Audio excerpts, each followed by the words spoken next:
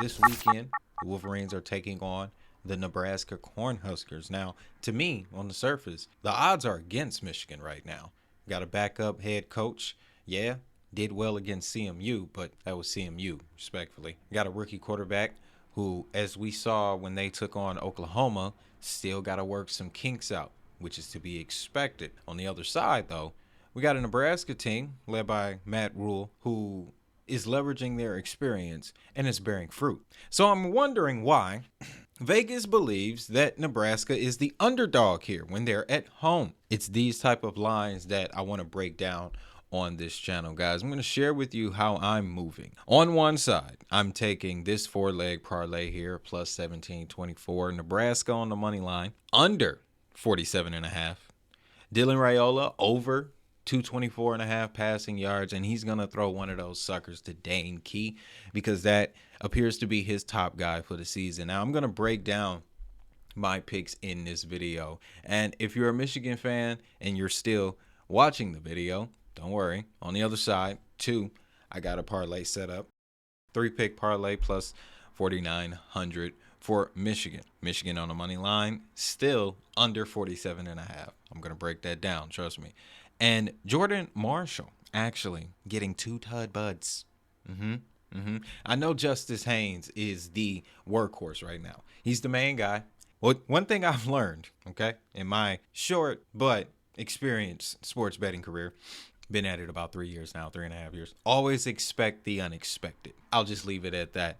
But we're going to start here with the Nebraska one. So Cornhusker fans, pack in because I'm going to break down at least what I'm looking at. That's all I'm going to ever do on this channel. I'm going to share with you exactly what I'm looking at. And as the channel grows, I do have some educational resources that as I learn more about sports betting, I want to share it with the people. So taking a look at the Nebraska Cornhuskers, 3-0 right now, heading into their first Big Ten matchup. Dylan Raiola, they've taken on Houston, they've taken on Cincinnati, and Akron so far, and they've just been putting up numbers. You can see 76.6 percentage completions for 829 yards. He's already got 8 touchdowns through the air. He has been sacked 3 times already. That's something to take note of, especially to the point of the under 47.5. I believe this is going to be a defensive heavy matchup for the fact that both of these offenses are coming off of very high scoring games. To that point, let's take a look at the rushing for Nebraska. Emmett Johnson is the lead back. 52 attempts already, 4 touchdowns off of those. He's averaging about 6.2 yards a carry. Now, when it comes to college football, I am not the one to tell you to put anytime touchdowns on specific players. That is very, very hard to do because you really never know who's going to be playing. A lot more players have the potential to play in a college football game as opposed to the pros, right? People who watch football, we know that. And that plays a very important factor when it comes to placing bets. So because I know Dylan is running the numbers up, and here's a nice comparison. His strength would be through the air, which is why I went with Dane Key. As you can see here, he's already at 190 yards, 13 receptions, 3 touchdowns. Another thing this particular slide points out is just how evenly matched these teams, at least on the stat sheet, appear to be. Bryce is pretty much hitting on the same caliber almost as Dylan Raiola, with the exception of that interception. Our running game, Justice Haynes, 5 touchdowns on 49 carries. That obviously shows that that is where our strength is. Also why I went with Jordan Marshall, because Justice Haynes, he's coming off of 3 good games here. Jordan Marshall may pick up a few more of the carries in this particular matchup. Now, we're heading back over to Nebraska because I wanted to highlight their receivers here. Dane Key, top of the list when it comes to yards, averaging 14.6 yards a carry on 13 receptions. He's also got the most touchdowns. And I watched a few minutes of Nebraska versus Houston, and I was impressed. And I also noticed that Dane is his safety blanket, so he'll go to Dane quite often. That particular parlay makes sense. It's the highest percentage play that is prone to happen. Now, another name to keep an eye on is Ja'Cory Barney Jr. with 15 receptions. Had one of those particular catches gone for an extra 10 yards, he'd be at the top of this list too.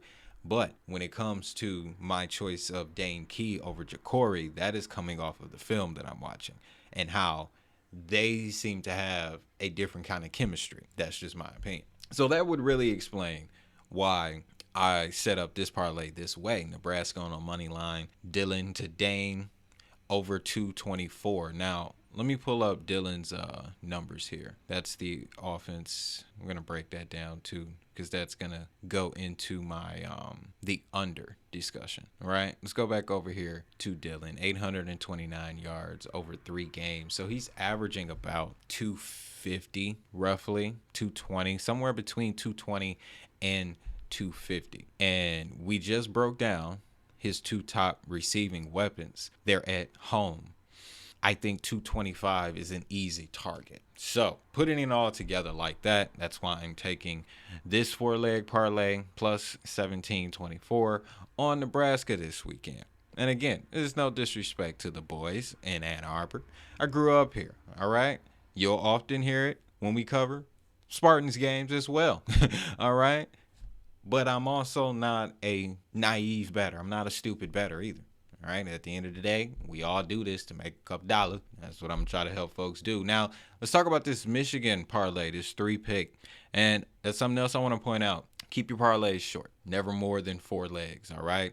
I learned that lesson, rough lesson in the first year of sports betting. I don't want, if anybody comes across this, I want you to hear that message. Keep your parlays short. Michigan on the money line, under 47.5. Jordan Marshall, 2 touchdowns. I already touched on why I think Jordan Marshall may get that. That particular choice also upped the odds to the 4,900. So you also want to play the sports books a little bit in that particular way. Most of the people would put their money on Justice Haynes doing this, which made the price for Jordan Marshall pulling off 2 touchdowns in the game even better. That is why I took that route. Now, this under 47.5. This is when we begin to look at the defensive numbers. This first piece here, this is all of college football.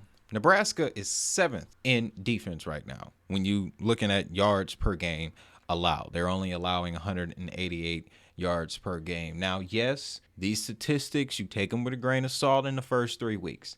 They haven't really been playing truly tough opponents. When it comes to Michigan's defense, they're allowing roughly 260 yards per game. So if you allow Dylan Raiola to put up 250 through the air, man, it's not going to be a good look. But on Nebraska's side, you can see they're pressing down heavy on opponents that they've played so far. And you can also see up there for all of FBS's defense, Michigan just went up against the 4th-ranked defense in yards per game allowed in Oklahoma. And we kind of saw how that turned out. That was the lowest completion percentage of Bryce's young career thus far when he faced that Oklahoma defense. That is another reason why I said this game will go under 47.5. Because when you look at the offensive number across 3 games, Nebraska, 540 yards per game is what they are producing. The majority of that activity is coming from the passing game, passing yards per game at 362. So that also points out that the strong points for Nebraska's offense rely on the passing game. All the more reason why I structured that particular parlay, leveraging Dylan Raiola and Dane Key. But when you look at Michigan, their offensive production tells the opposite story. Rushing yards per game, 242 right now across 3 games, as opposed to our passing yards per game, which sits at 206. First 3 games for Michigan, I noticed that the run game was the focus. And I also have Bryce Underwood's numbers here too, which further explains that story. You can see here across those 3 games, he's averaging 209 yards per game. But when you look at his rushing numbers, 14 attempts, 108 yards, averaging 7.7 yards a carry, and that's where he's gotten his 2 touchdowns from, the majority of his touchdowns. He's got 2 touchdowns through the air, and 2 touchdowns on the ground. When you look at his attempts per game, talking about 3 to 4, that further adds to the rushing production that Michigan is going to put out. All the more reason why I stacked that parlay the way that I did, leaning on the running game and leveraging the under in this situation, because we do have 2 pretty tough defenses going head up against each other. Michigan kept Oklahoma to under 30 points, if I'm not mistaken. So I think